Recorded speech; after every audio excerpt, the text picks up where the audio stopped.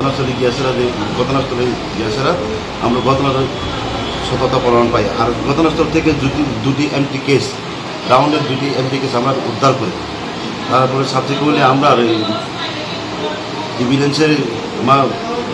ইভিডেন্সের ভিত্তি করে একজন এই অভিযুক্ত মধ্যে একজনকে আমরা ডিটেন করতে সক্ষম হয়, যার নাম হচ্ছে সঞ্জিত দেববর্মা।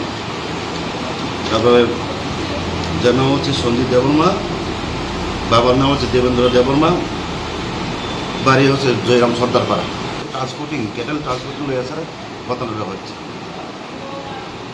আর তার মধ্যে এই ট্রানজেকশনের টাকা পয়সার টাকা পয়সা লেনদেনের একটা ঝামেলা ছিল, এই ঝামেলার জন্যই এই ঘটনাটা হচ্ছে। এই গুলিকাণ্ডে কি কেউ আহত হয়েছে? না, কেউ আহত হলো। পিস্তলটা কোন জায়গা থেকে এক্স্যাক্টলি আপনারা রিকভারি করছেন? আমরা রামকৃষ্ণপাড়া, যেখানে যে অভিযুক্ত রবীন্দ্র দেববর্মা তার নতুন দোকান কনস্ট্রাকশন ছিল, সেখান থেকে আমরা উদ্ধার করছি।